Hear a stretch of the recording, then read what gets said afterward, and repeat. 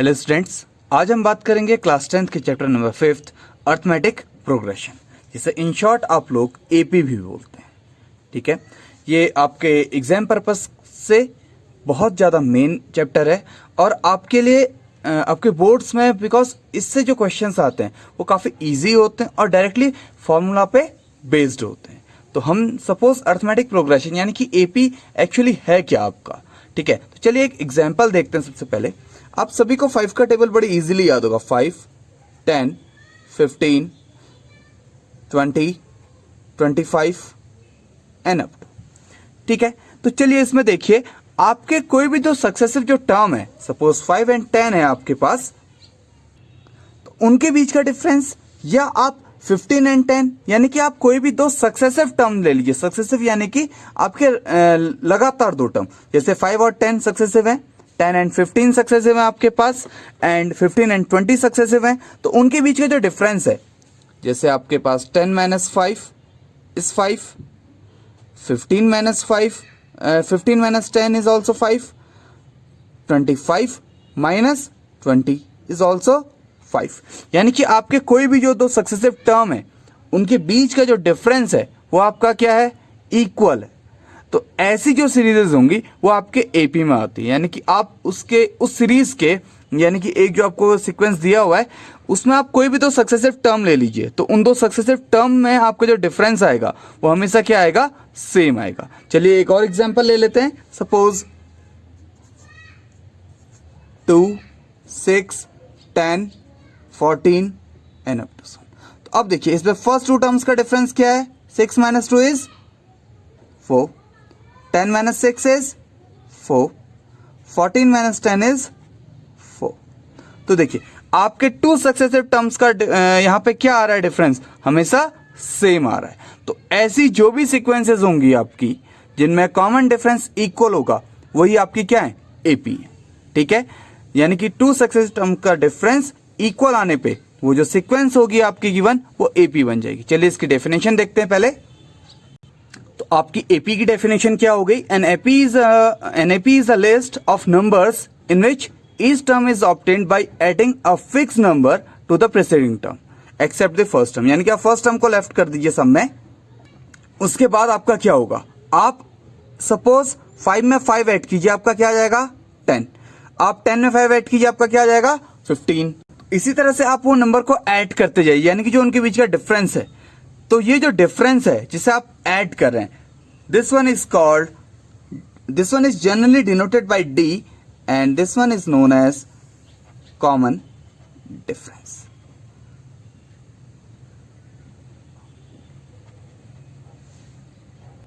ठीक है, तो ये आपका कॉमन डिफरेंस है। यानी कि जो टू सक्सेसिव टर्म्स के बीच में अगर डिफरेंस आपका हमेशा इक्वल आ रहा है, then this one is known as common difference and it can be either positive, negative और जीरो। यानी कि आपका जो कॉमन डिफरेंस है जरूरी नहीं है कि आपका हमेशा पॉजिटिव ही आएगा, आपका नेगेटिव भी आ सकता है और आपका जीरो भी कॉमन डिफरेंस हो सकता है। तो उसके लिए हम वेरियस एग्जांपल्स देखेंगे अभी। चलिए हम सबसे पहले देखते हैं कि आपकी एपी के आप जनरल टर्म्स किस फॉर्म पे। तो एपी जनरली हम अर्थमेटिक प्रोग्रेशन इसको कभी फुल नहीं बोलते हैं, जनरली इसको हम एपी ही बोलते हैं। ओके, तो चलिए देखते हैं। इसका फर्स्ट हम A1 से डिनोट करते हैं, second A2, A3, A4 and up to. ठीक है, तो ये जो कॉमन डिफरेंस जो मैं डी की बात कर रहा हूं आपका, सपोज ये AN तक जा रहा है आपका। ठीक है, तो आपका कॉमन डिफरेंस होता क्या है, डी इज सक्सेसिव, यानी कि बाद वाले टर्म में से पहले वाले टर्म को क्या करना है, सब्ट्रैक्ट।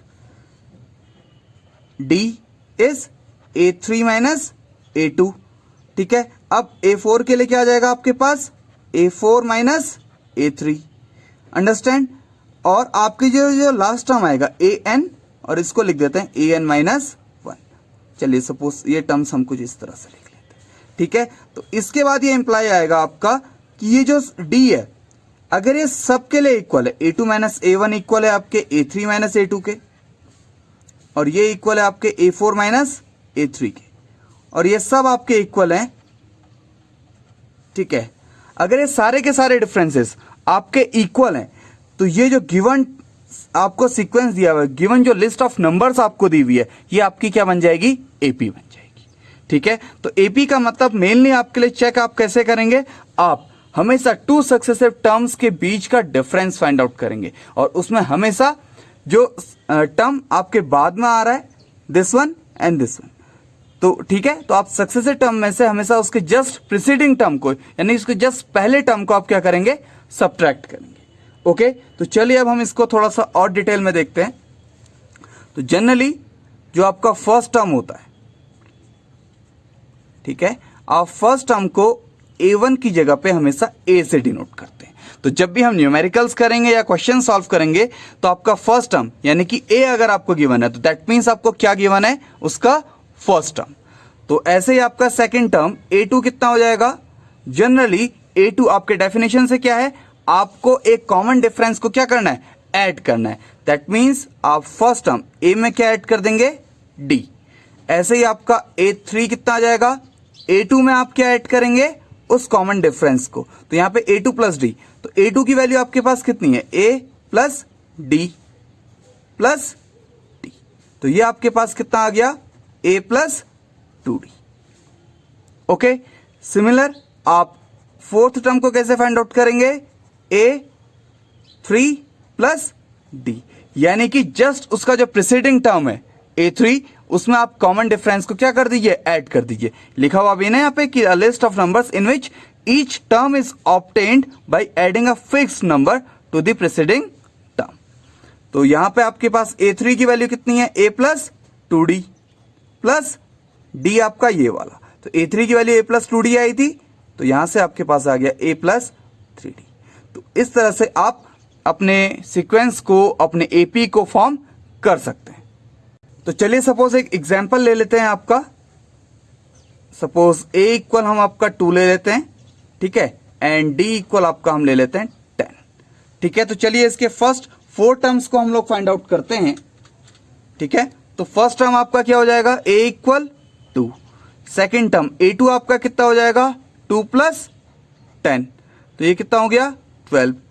A3 आपके पास क्या आएगा, ये फाइंड आउट करने के लिए, A3 फाइंड आउट करने के लिए आपके पास 2 मेथड है। या तो आप A2 में D ऐड कर दीजिए, 12 प्लस 2, ये कितना आ गया आपके पास, 14।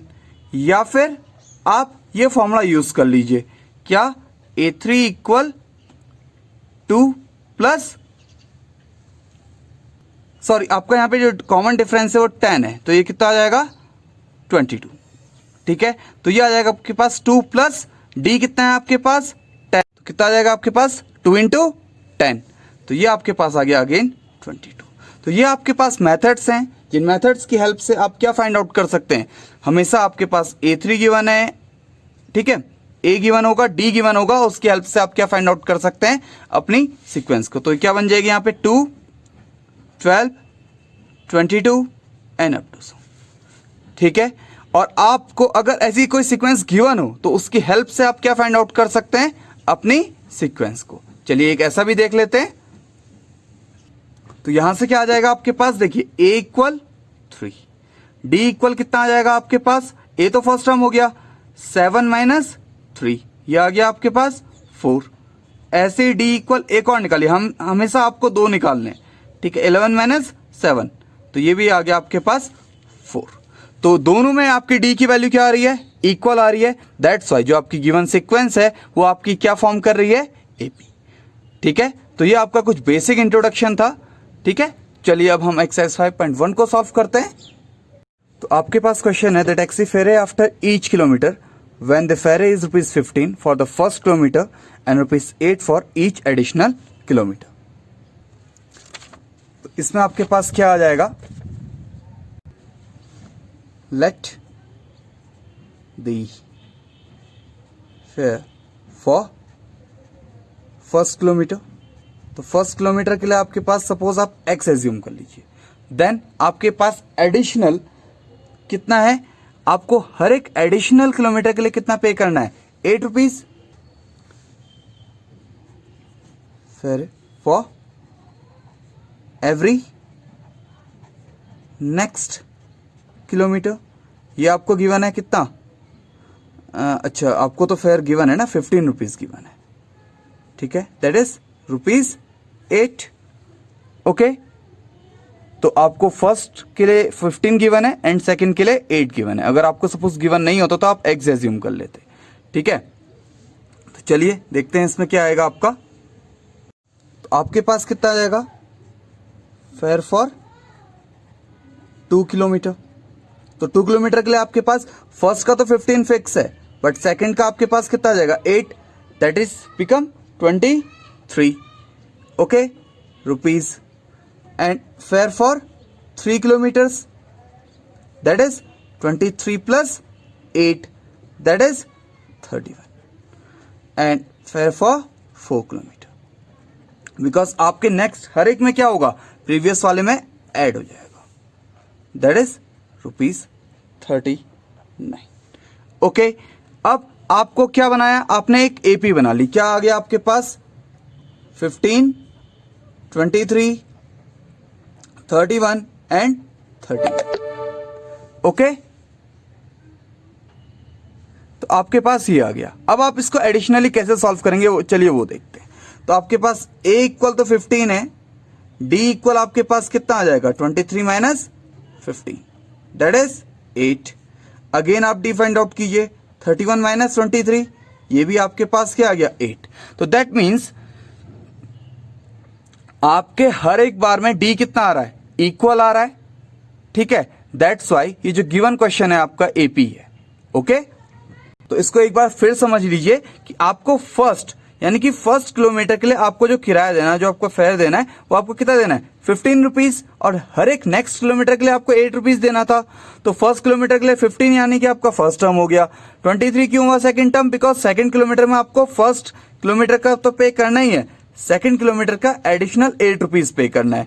ऐसे ही आपको थर्ड किलोमीटर के लिए 2 किलोमीटर का तो आपको 23 रुपीज पे करना ही है, लेकिन अगले नेक्स्ट 1 किलोमीटर के लिए आपको अगेन 8 रुपीज पे करना है। तो इस तरह से आपकी एक सीक्वेंस बनती गई, और जब आपने एंड में चेक किया तो वो क्या बना, कॉमन डिफरेंस आपका इक्वल है।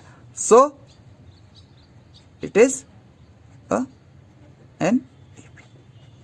ओके, तो आपके बाकी भी इस तरह के क्वेश्चन आप उन्हें भी सॉल्व कीजिए, ठीक है। हम कुछ नेक्स्ट क्वेश्चंस को सॉल्व करते हैं।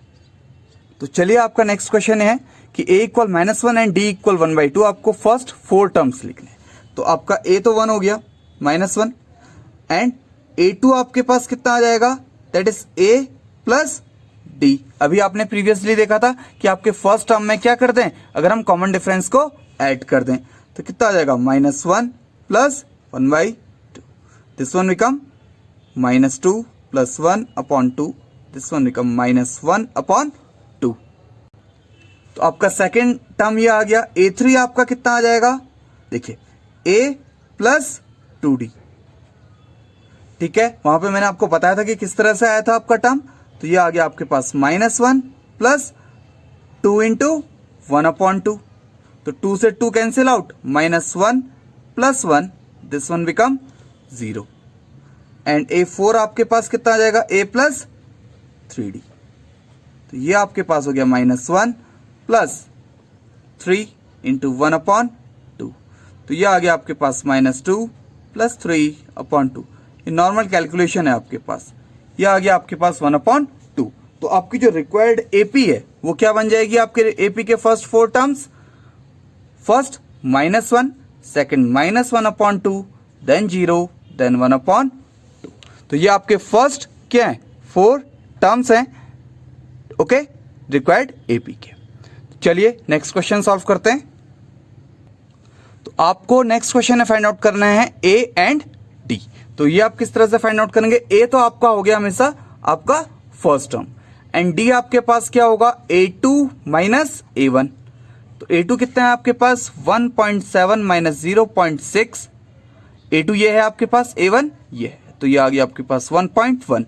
और मैंने आपको बोला है कि डी आपको जब भी आपको क्वेश्चन चेक करना होता है या इस तरह से फाइंड आउट करना होता है, आपको 2 टाइम्स हमेशा चेक कर लेना चाहिए। तो ये आ गया आपके पास 2.8 माइनस 1.7, दैट इज अगेन 1.1।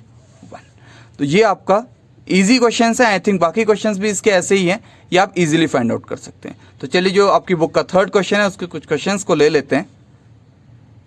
तो आपके जो क्वेश्चन नंबर 3 है इसमें काफ़ी सारे क्वेश्चंस हैं, उनको आप इजीली ऐसे ही चेक भी कर सकते हैं। तो उसके कुछ मैंने आई थिंक 2 क्वेश्चंस लिए हुए हैं, तो हम उन्हीं पे बात कर लेते हैं। ठीक है, तो इसमें a इक्वल है आपके पास 2, d इक्वल देखिए फर्स्टली 4 माइनस 2, ये आपके पास आ गया 2, बट जैसे ही आप नेक्स्ट निकाल लें 8 माइनस 4, तो ये कितना आ गया आपके पास 4। अब क्या दोनों के दोनों d आपके पास, सबसे this one is d1 and this one is d2, तो यहां से क्या आ रहा है आपके पास d1 is not equal d2, so not AP, यानी कि आपके 2 सक्सेसिव टर्म्स का डिफरेंस क्या नहीं आ रहा है, सेम नहीं आ रहा है। अगर सेम नहीं आ रहा है तो दैट मीन्स वो AP आपकी नहीं है। तो चलिए नेक्स्ट क्वेश्चन करते हैं। ये थोड़ा सा एक मेन क्वेश्चन है और जो डिफरेंट भी है आपके बाकी अदर क्वेश्चन से। ठीक है, दैट्स वाई मैंने ये क्वेश्चन चूज किया आपके लिए। ओके, तो आप इसे √2, इसे आप 2 into 2 into 2, this one is 2 into 3 into 3, this one is 2 into 2 into 2, okay, तो इसे आप अब क्या लिख सकते हैं, देखिए √2, यहां से आपका 2 कॉमन आया, this one is 2 √2, this one is 3 √2, because एक 3 कॉमन आया, यहां से आपके पास एक ये 2 और एक ये 2, दैट इज 2 इंटू 2, 4 √2, ये आया आपके पास। ठीक है, तो अब इसमें आप क्या कीजिए, देखिए a इक्वल आपके पास आ गया √2 एंड d इक्वल आपके पास आ गया 2 √2 माइनस √2। इसको अगर आप जो गिवन है डायरेक्टली ये इसकी हेल्प से करेंगे तो आपका कभी भी आंसर नहीं आएगा। ठीक है, तो इसमें थोड़ा सा केयरफुल रहने की जरूरत है। ठीक है, तो बिकॉज यहाँ पे 2 है, यहाँ पे 1 कोफिशिएंट था, तो 2 माइनस 1 1, 3 माइनस 2 इज अगेन 1। हम इनको ऐड या सब्ट्रैक्ट इस वजह से कर पा रहे हैं बिकॉज बोथ √2 है। अगर इसकी जगह पे कहीं पे √3 होता तो हम इन्हें ऐड या सब्ट्रैक्ट नहीं कर पाते। अब सपोज इसका एक नेक्स्ट टर्म फाइंड आउट करना है, यानी कि A5 फाइंड आउट करना है, तो A5 आपके पास क्या हो जाएगा, आपका जो 4th टर्म है A4 प्लस D, तो A4 आपके पास कितना आया था। आप चाहें तो ये मेथड यूज कीजिए या आप अभी ये मेथड यूज कीजिए। नेक्स्ट एक्सरसाइज में हम लोग इसके लिए एक जनरल फॉर्मूला डिराइव कर लेंगे, उसकी हेल्प से हम इसे करेंगे। ठीक है, तो ये आपके पास कितना हो जाएगा, A4 कितना है आपके पास 4√2 प्लस √2, ये कितना हो जाएगा आपके पास 5√2। ऐसे ही A6 आपके पास कितना आ जाएगा, A5 plus D, that is 5√2 plus √2, this one become 6√2, and similar A7 equal A6 plus D, that is 6√2 plus √2, this one becomes 7√2। Okay, तो इस तरह से आपके 3 टर्म्स भी एक्स्ट्रा फाइंड आउट हो गया। आई थिंक क्वेश्चन में आपका ये भी बोला गया कि आप एक्स्ट्रा टर्म्स भी उनके फाइंड आउट कीजिए। तो ये आपका एक पर्टिकुलर मेथड है जिसकी हेल्प से आप इन्हें सॉल्व कर सकते हैं। ओके, तो इस तरह के बाकी क्वेश्चंस को कीजिए और जो आपसे सॉल्व नहीं होते हैं उन्हें आप कमेंट बॉक्स में क्वेश्चन नंबर, सीरियल नंबर आप डाल के मुझे सेंड कर सकते हैं और उनके सॉल्यूशन में आपको सेंड कर दूंगा, या फिर वीडियो में ही नेक्स्ट वीडियो जो है आपका उसमें इंक्लूड कर लेंगे। Okay, thanks for watching this video, please like, share and subscribe.